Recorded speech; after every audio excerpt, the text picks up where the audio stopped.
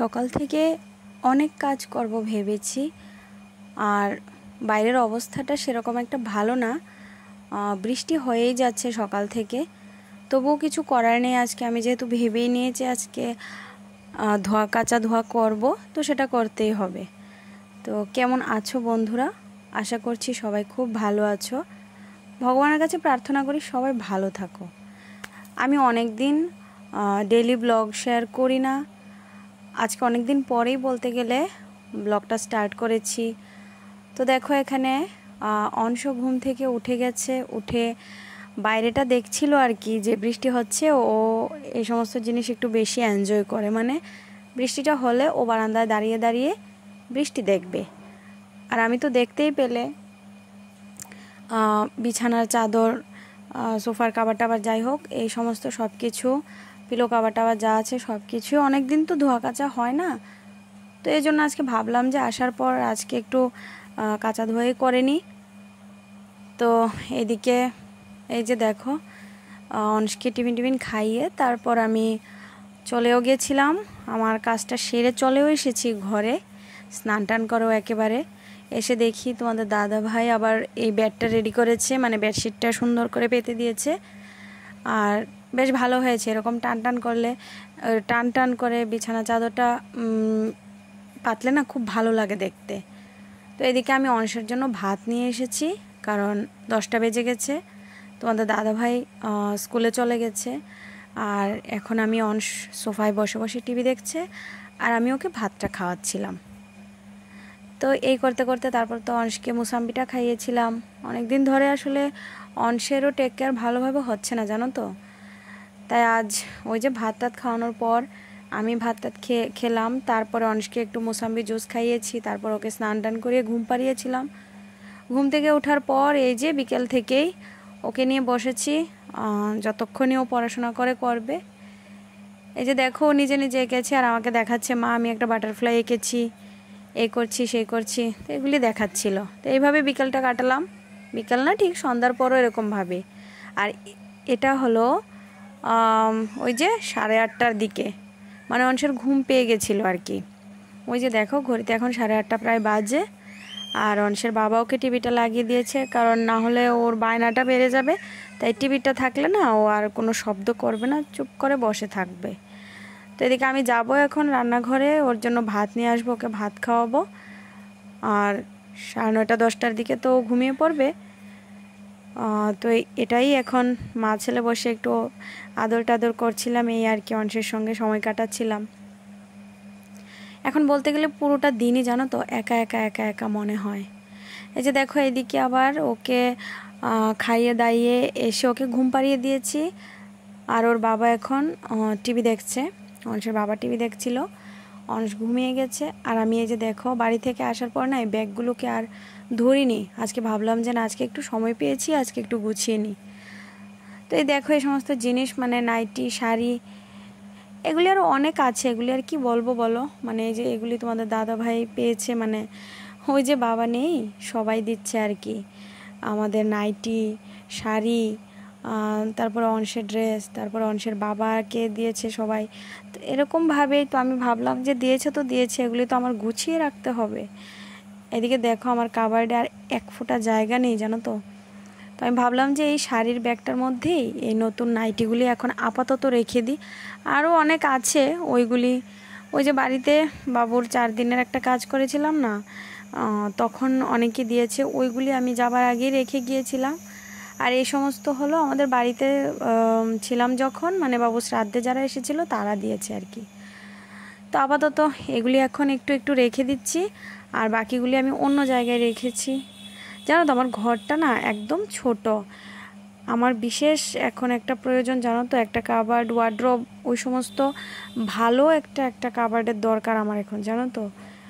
আর এই যে দেখো এগুলি দেখতে ওইগুলি গোছাতে গোছাতে, আর এগুলি দেখো এগুলো এখনও নতুন পরে আছে। এগুলো কিসের জানো? এগুলি আমার বাবু নিজের হাতে ষষ্ঠীর সময় দিয়েছিল। এই আমাকে কাফতার, নাইটি, তোমাদের দাদা ভাইকে প্যান্ট দিয়েছিল, মানে সব জামাইকে প্যান্ট, তারপরে অংশের ড্রেস, এগুলো পরাই হয়নি। কদিন হলো বলো, এই যে মাত্র ষষ্ঠীটা গেল, তো কোথাও যাওয়া হয়নি, তাই জন্য সব পরে আছে নতুন। আর এগুলি এখন তোমাদের দাদাভাই যে পেয়েছিল এগুলি আমি এখন গুছিয়ে রেখেছি। দেখেছো তো আমার ঘরে এই যে এটা আমার বাবুর দেওয়া ড্রেস অংশের। জানো তো সব স্মৃতি পড়ে আছে। এখন সবাই দেবে, সবাই সব কিছু করবে, নিমন্ত্রণ করবে, জামা কাপড় দেবে, কিন্তু আমার বাবা যে নিমন্ত্রণটা করতো, আমার বাবা যেই জিনিসগুলো দিত, সেইটা যেন একা হয়ে গেছে, একদম খালি হয়ে গেছে। এই যে দেখো এখন আমার রাতের কাজ শেষ, আমি বাবুকে টাটা করে দিয়েছি। জানো তো বাবুকে টাটা করতাম, নমস্কার করতাম, অনেক খুনসুটি করতাম বাবুর সঙ্গে, অনেক আদর করতাম, অনেক কিছু করতাম। এখন রাত হয়ে গেছে, কাজ প্রায় শেষ হয়ে গেছে, আজকে রাতের মতো এখানেই শেষ। আর এটা হলো পরদিন সকালবেলা মানে কত সকাল জানো, 9:30 বাজে। মানে আমার অনেক কাজ শেষ হয়ে গেছে, মানে বাইরের রান্নাঘরের কাজ শেষ, রান্নাবান্না সব কিছু শেষ হয়ে গেছে। আর আমি তো সকালবেলা ঘুম থেকে উঠেই মানে নাইটিটা চেঞ্জ করে চলে গেছিলাম রান্নাঘরে। তো এই মাত্র এসেছি, অংশের টিফিন খাওয়ানো, রান্নাবান্না এগুলি সব কিছু শেষ হয়ে গেছে। ইভেন তোমাদের দাদাভাইও স্কুলে চলে গেছে। তো এখন অংশকে একটু টিভিটা চালিয়ে দিয়েছে তোমাদের দাদাভাই স্কুলে যাওয়ার সময়, কারণ আমি ওকে এখন খাওয়াবো।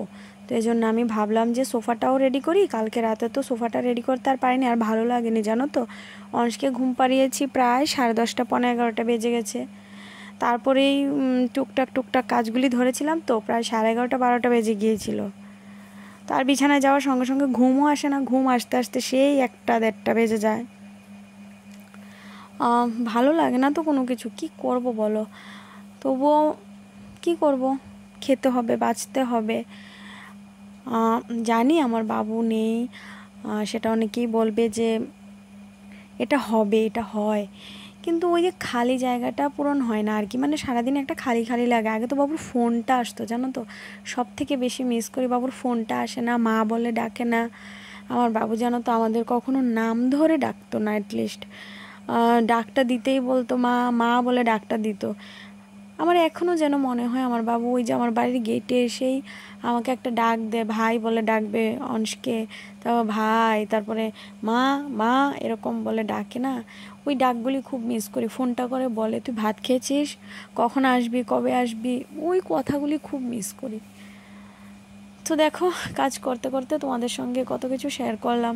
আর জানো তো আমার না এখন কি একটা নেশা হয়েছে, আমি সোফার মধ্যে না সোফার কাভারগুলি না পেতে একটা বেডশিট পাচ্ছি। আমার না খুব ভালো লাগছে, কেন আমি জানি না। তোমাদের কীরকম লাগে বলবে তো। আমার না খুব ভালোই লাগছে এই বেডশিট পাততে। এর আগেও একটা পেতেছিলাম, মানে আজকে 1 মাস ধরে এরকমটা হচ্ছে আর কি। 1 মাস না ঠিক, বাবু মারা যাওয়ার পর থেকেই আমি বেডশিটই পাচ্ছি সোফার মধ্যে। আর এই সোফাটা দেখো ভর্তি হয়ে থাকে সবসময়, তোমরা বলবে কি নোংরা হয়ে থাকে। আসলে কি বলো তো, আমার ঘরে জায়গা নেই জানো তো, জায়গার অপেক্ষা মানে কি বলবো না, জিনিসটা বেশি হয়ে গেছে। মানুষ 3জন হতে পারি, আস্তে আস্তে অংশ তো বড় হচ্ছে বলো, ঘরটা ছোট তো, অনেক জিনিস আরও আমার দরকার, কিন্তু রাখবো কোথায়। সব দিক থেকেই সব জিনিস বাড়ছে। আর এখন তো অংশ আস্তে আস্তে পড়াশোনা যখন করবে, ওর বই খাতা, তোমাদের দাদা ভাইয়ের বই খাতা আছে, আমার কিছু আছে, মানে কি বলবো কোথায় বই রাখবো। আর জানো তো ঘরের মধ্যে আবার আরেকটা নতুন একটা উপদ্রব হয়েছে, আরশোলা আসছে। তো কেটে ফেলছে সব জিনিসগুলি। তোমাদের সঙ্গে আমি একদিন শেয়ার করব। আমাকে একটা উপশম বলে দিও তো। আর এদিকে তোমার অংশের জন্য যেই ক্যালক্সটা এনেছিল তোমাদের দাদাভাই টিউশন থেকে আসার সময়, তো ওই ক্যালক্সটাকেও একদম রেডি করে রেখেছি। তো চলো আজকের ব্লগটা আর বড় করছি না, সবাই ভালো থেকো, সুস্থ থেকো, এটাই বলবো। আর আমি অনেক দিন পরে আজকে ব্লগ শেয়ার করেছি, কেমন হয়েছে বা কি বুঝতে পারছি না, তোমরাই বলে দিও, কমেন্টে জানিও। তো এই যে দেখো এখন আমার অংশকে ভাত খাওয়াবো, এই জন্য ওকে ওই যে টিভি চালিয়ে বসিয়ে দিয়েছিলাম, মানে ওর মনোযোগটা যেন টিভির মধ্যে যায়, আমি ইজিলি যেন ওকে ভাতটা খাইয়ে দিতে পারি। আর এদিকে একটু আদর ফাদর করে দিচ্ছিলাম বেশি করে, যেন ভাত খেতে কোনো যন্ত্রণা না করে আর কি। এগুলি হলো এক ধরনের কি বলে না, নিনজা টেকনিক। তো চলো আজকের মতো টাটা। এবার অংশ একটু ভালো করে টিভি দেখো, আর আমিও অংশের জন্য ভাতটা নিয়ে আসি। এই যে দেখো অংশ কী দেখছে টিভিতে, এই যে ভ্লাদেরনিকি দেখছে। তো চলো বন্ধুরা, টাটা।